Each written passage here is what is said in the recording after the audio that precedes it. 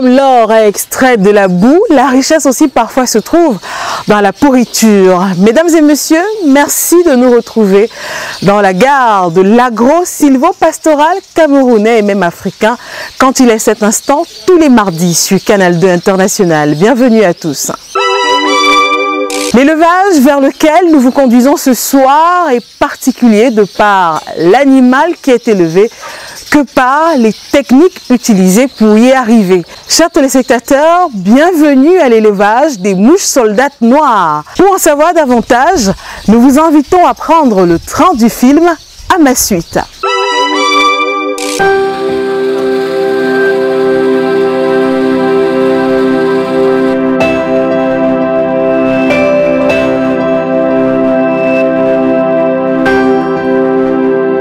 La BSF ou Black Soldier Fly, d'appellation française mouche soldate noire et de nom scientifique Hermesia illucens, est une mouche combattante à part entière.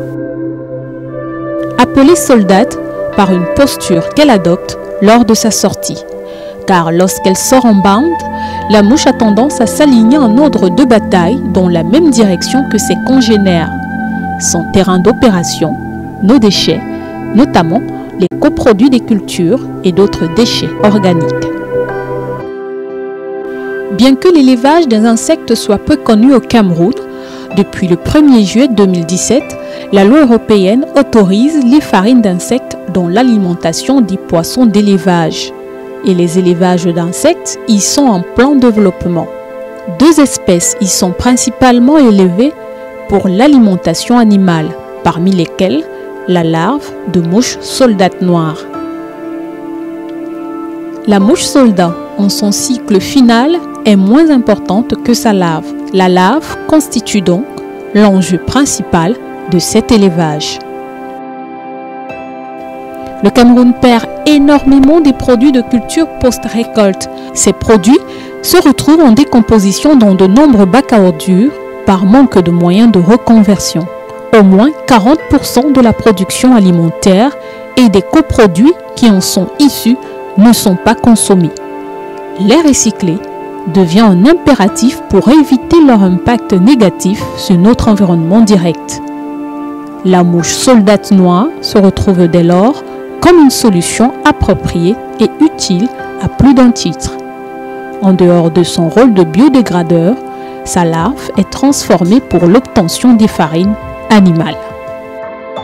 Pour mieux cerner l'insecte, nous avons suivi un doctorant qui depuis plusieurs années s'emploie à multiplier ses sites d'élevage.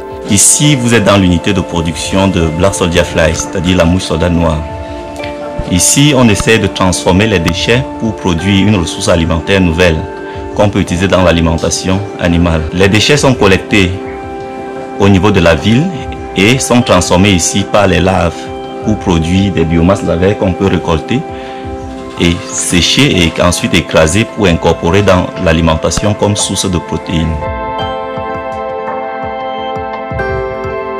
L'animal, comment se présente-t-il?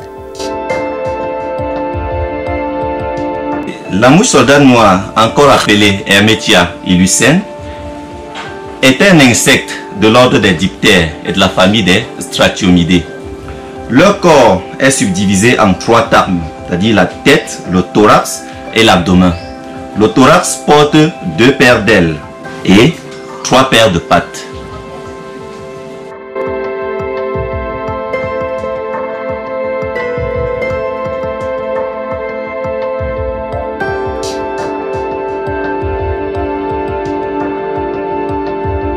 Dans cette unité de production futuriste, on fait le maximum pour respecter le cadre de production. Le logis d'élevage nécessite peu de moyens au départ pour se lancer. En entomologie, habituellement, le matériel est juste adapté à partir des matériaux locaux. Donc, pour se lancer dans cet élevage, vous n'avez pas besoin de grands moyens. Vous pouvez juste vous procurer des larves et commencer votre élevage. Peut-être dans les petites bassines. Vous n'avez pas besoin d'avoir des millions. À partir des larves, déjà, vous pouvez commencer votre petite colonie et vous allez évoluer au fur et à mesure. Il faut donc prévoir une enceinte saine, un cadre réservé en l'engraissement des larves, un pondoir, 2 incubateurs et des bacs de récolte et lavage.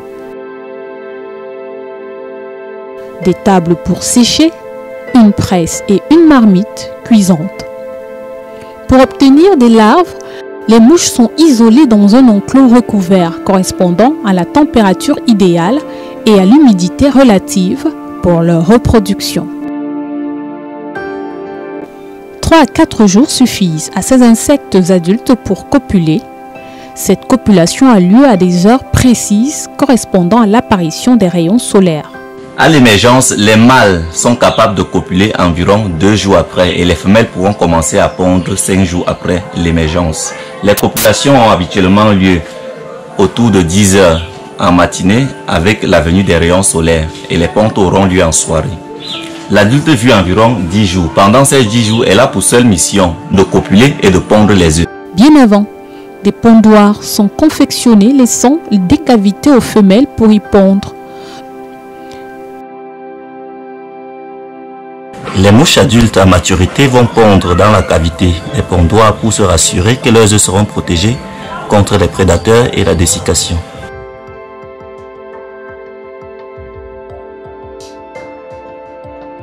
Les pondoirs sont posés dans du substrat et l'humidité de la case des adultes reproducteurs doit être maintenue. Elle ne s'alimente pas, mais a besoin d'un peu d'eau pour s'hydrater, ce qui fait qu'on doit les arroser tous les jours dans l'après-midi.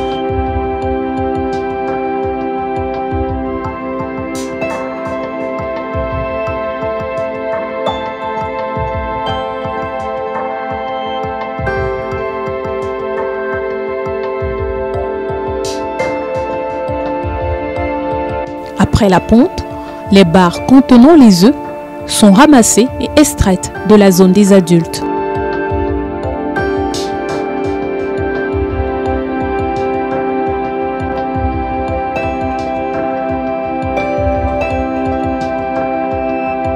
Les œufs sont récoltés avec minutie et déposés dans un incubateur.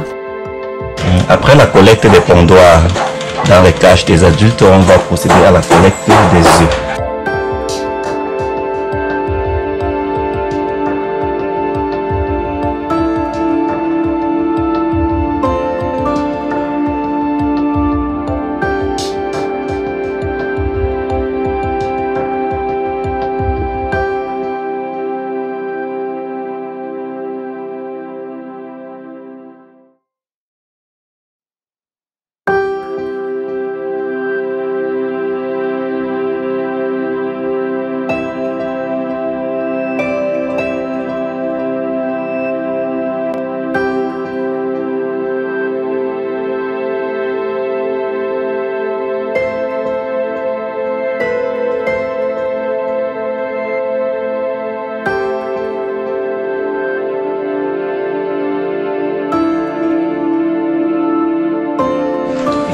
Après la collecte des œufs, on doit recouvrir pour les prévenir contre les rayons solaires, pour prévenir la dessiccation aussi.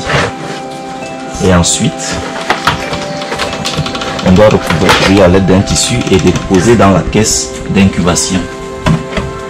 Si les conditions de température et d'humidité sont respectées, l'éclosion aura lieu entre 2 et 3 jours. 2 à 3 jours après que les éclosions aient eu lieu, il faudra attendre 4 jours supplémentaires en caisse d'incubation pour le transfèrement des larves sur la plateforme d'engraissement. Après éclosion, on pourra maintenir les jeunes larves dans la caisse d'incubation pendant 4 jours et à partir de cette date, ces larves pourront être utilisées dans la décomposition des déchets. À ce stade précis, la jeune larve est une biodégradeuse en herbe. Elle se nourrit exclusivement des déchets organiques, notamment des déchets issus des produits post-récolte en décomposition. Son appétit est vorace.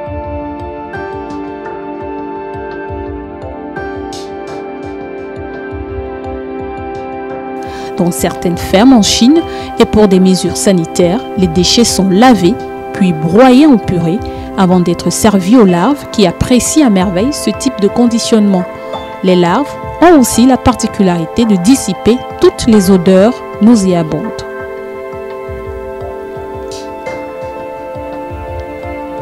Les larves se composent à plus ou moins 40% de protéines et à plus ou moins 30% de graisse brute. Cette protéine d'insectes est de haute qualité nutritive et constitue une ressource intéressante pour l'alimentation animale, poules, oies, canards, poissons.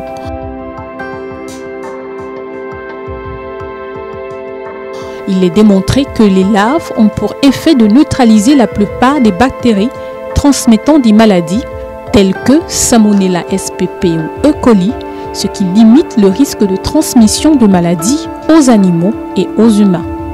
Les fermes d'insectes permettent alors une bioconversion plus efficace des sous-produits végétaux et leurs déjections peuvent par ailleurs être utilisées comme engrais verts pour l'agriculture. Là où les déchets présentés aux larves ne sont pas broyés, les restants solides après extraction des sucs liquides par celles-ci deviennent une substance proche du compost. Il contient des éléments nutritifs de la matière organique pouvant être utilisés après broyage ou directement sur les cultures dans les champs.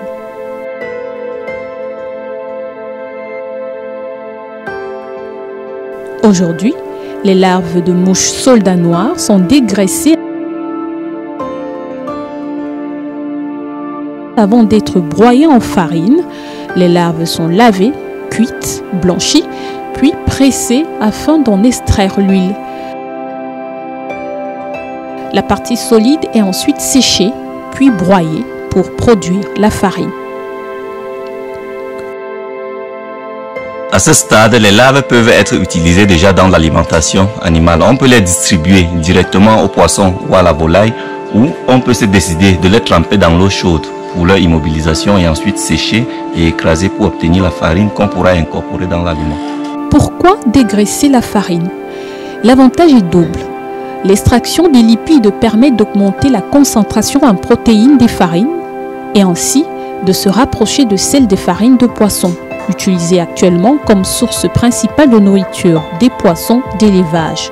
De plus, le séchage de la farine dégraissée consomme moins d'énergie qu'une farine complète non dégraissée. Des chercheurs ont montré que les poissons digèrent aussi bien un aliment contenant de la farine de larves de mouches soldats noirs qu'un aliment contenant de la farine de poisson, à condition que la proportion de farine d'insectes ne dépasse pas 15% du contenu total. Ainsi, la digestibilité de la farine de larves de mouches soldats noirs est plus haute ou égale à celle de soja pour les poulets.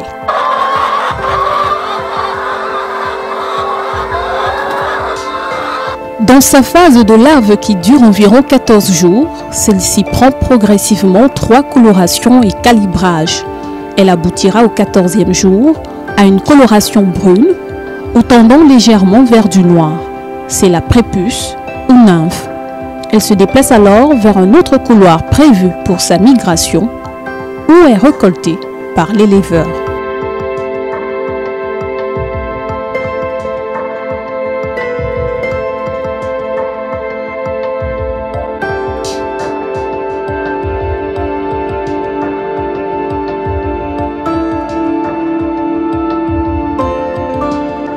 Les prépupes récoltées seront mises dans le copeau de bois pour incubation et déposées dans la chambre noire pour incubation. Et au bout de 14 jours, les adultes pourront émerger.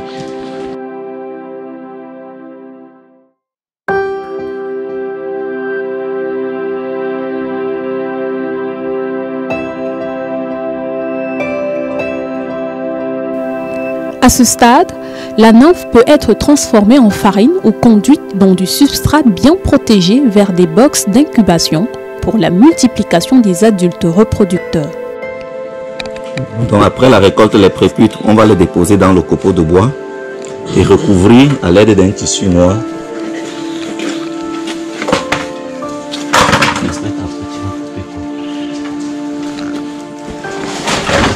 Et déposer dans la cage noire.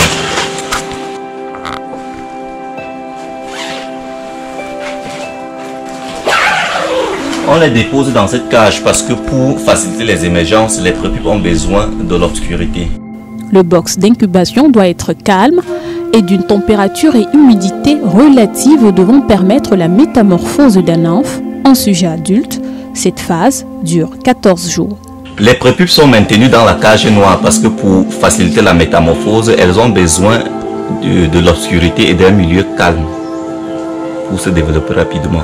Si les conditions de température et d'humidité sont respectées, les émergences auront lieu environ 14 jours après l'introduction des prépupes dans cette cage.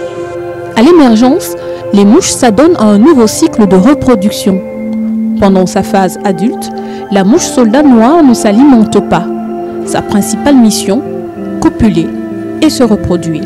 Ce qui est intéressant avec la mouche soldat noire, c'est que l'adulte n'a pas de bouche, c'est-à-dire ne s'alimente pas. Donc elle ne pourra pas nous transmettre des maladies, comme c'est le cas avec la mouche domestique, par exemple. Planète verte. Dans ce nouvel environnement, elle a juste besoin d'eau et d'un pondoir contenu, donc du substrat, pour renouveler son cycle de vie. Les mouches adultes n'auront que 10 jours de vie et sur le sol de leur enclos, elles seront ramassées et transformées en farine.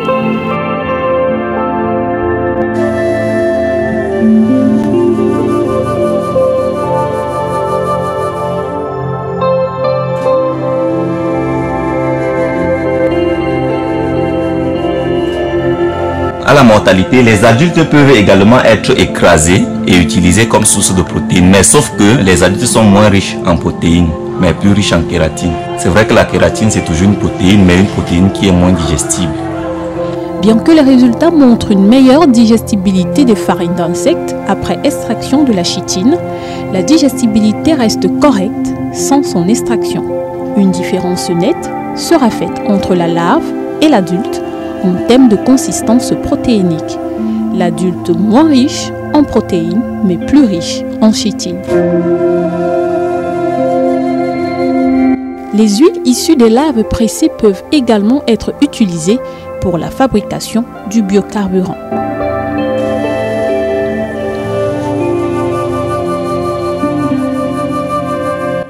Les experts le confirment, les insectes ont un fort apport nutritionnel étant naturellement riches en protéines, 60%, ainsi qu'en fer, magnésium, phosphore, calcium, vitamine B et C.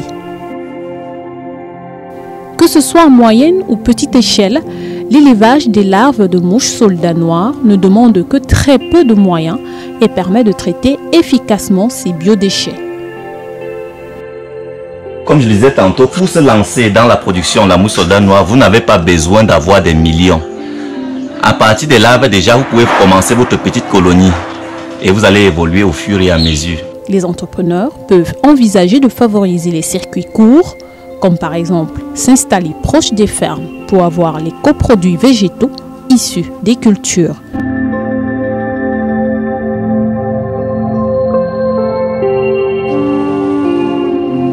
Se rapprocher au plus près de la source du substrat diminuerait en effet les impacts logistiques, économiques et environnementaux. Ici au centre, nous mettons à la disposition des jeunes des formations les permettant de se lancer dans cette nouvelle technologie qui est déjà très développée dans les pays voisins mais qui peine encore à décoller dans notre pays.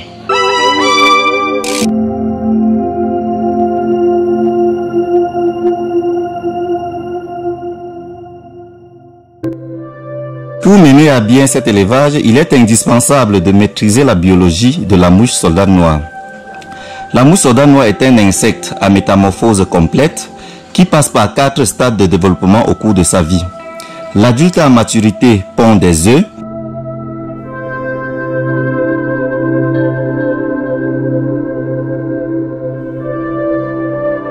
Qui à l'éclosion vont donner des jeunes larves qui seront utilisées dans la décomposition des déchets.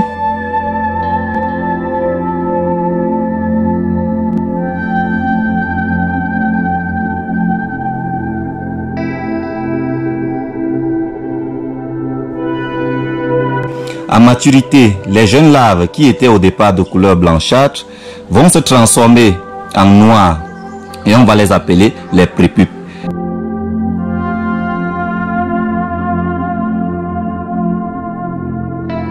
Ces prépupes pourront être récoltées pour être utilisés dans l'alimentation animale ou pour renouveler la colonie.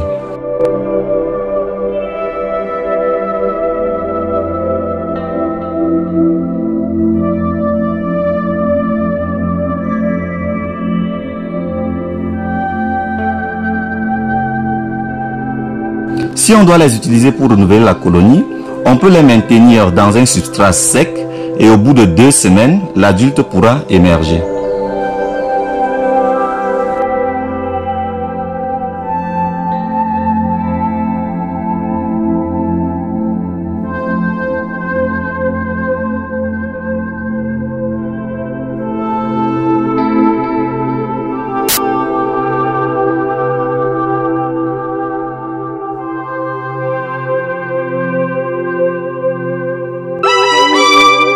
Élevage particulier, vous me le direz, mais combien important pour l'apport des sources de protéines dans l'alimentation des animaux.